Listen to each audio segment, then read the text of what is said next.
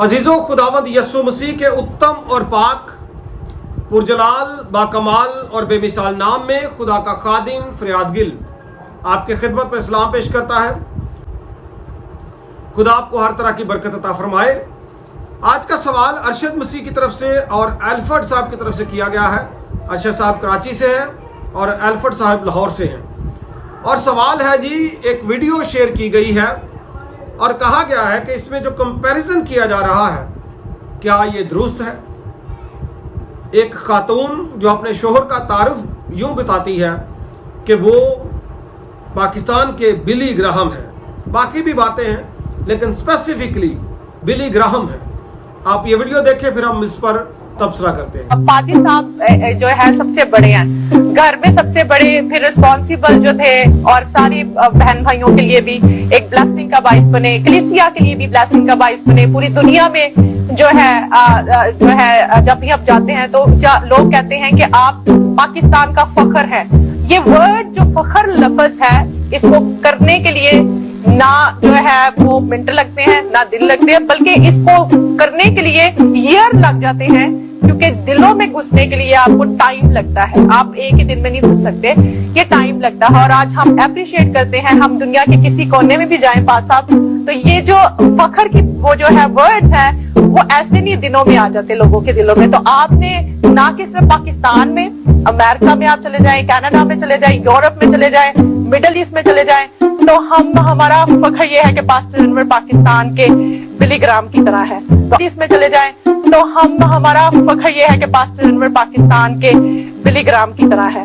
तो आज हम फख्र करते हैं कि जैसे आपने रैनी को ब्लेसिंग दी है, you are the also Billy Graham in the Pakistan and all around the world.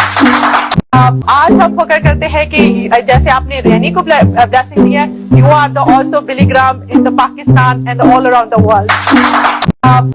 पहली बात यह है कि बिली ग्राहम का और आपका ईमान, जिसको हम अकायद के एतबार से ईमान कहते हैं, वो मुतफर्रक है। Billy Graham Baptist evangelical priest थे जो निपी तुली बात करते हैं, जो वही बात करते हैं जो कलाम मुकद्दस के मुताबिक है। तुसी हवाई फायरिंग करना ले जी, ठीक है, नो कंपैरिजन। एक कहावत है, कहाँ राजा भोज और कहाँ Gangu Teli, there is no comparison, they are worldly apart. जमीनों आसमान का फर्क है। अगली बात यह है कि वो एक बुलाए हुए और चुनिंदा खुदा के खादिम थे। व्हीटन कॉलेज से ग्रेजुएट, 30 किताबें लिखी जो लोगों के लिए, उनकी ज़िंदगी को तब्दील करने के लिए, इलाहियात की तालीम के लिए बाबरकत साबित हो रही हैं। एक पढ़े लिखे मुस्तनद खुदा के खादिम थे। अगला नुक्ता यह है कि वो फाइनेंशियली ऑनेस्ट थे।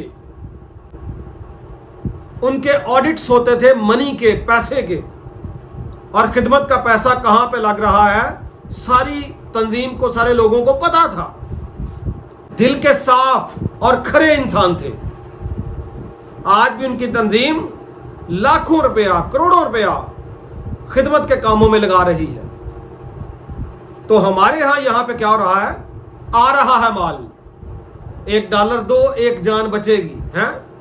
इस तरह की जनाब पैसा कमाने वाली जो मुहिम्मात हैं उनका आगाज किया जाता है। तो देयर इज नो कंपैरिजन।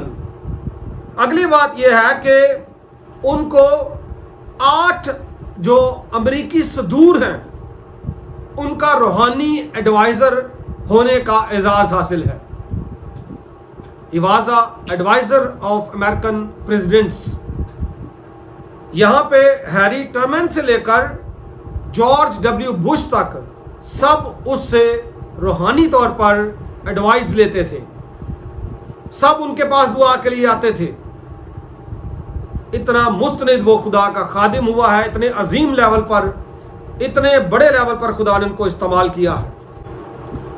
तो यहाँ पर जनाब अपने मुंह मियाँ मिठू है ना, तालीमी तौर पर कोई शख्स मजबूत है, और जो उनके क्रूसेड्स होते थे वो इवेंजेलिकल क्रूसेड्स होते थे, बशारती, जहां पुलपट पर से इंजील की खुशखबरी दी जाती थी और लोग तौबा करते थे इंजील का पैगाम सुनकर।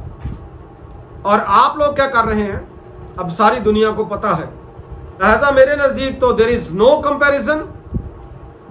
खुदा का खादिम बिली ग्राहम 1918 से 2018 तक 20वीं सदी का एक बहुत बड़ा, बल्कि सबसे बड़ा भी कहा जा सकता है, इवेंजेलिकल बैप्टिस्ट स्कॉलर हुआ है। ठीक है, जो निपी तुली बात करते हैं और कलाम मुकद्दस के मुताबिक करते हैं। आपके हर खुतबे में कलाम मुकद्दस से आउट कोई ना कोई बात होती है, तो कैसे जनाब ये बिली ग्राहम हो सकते हैं? ओके जी, ज़रा सोचिए। Thank you so much.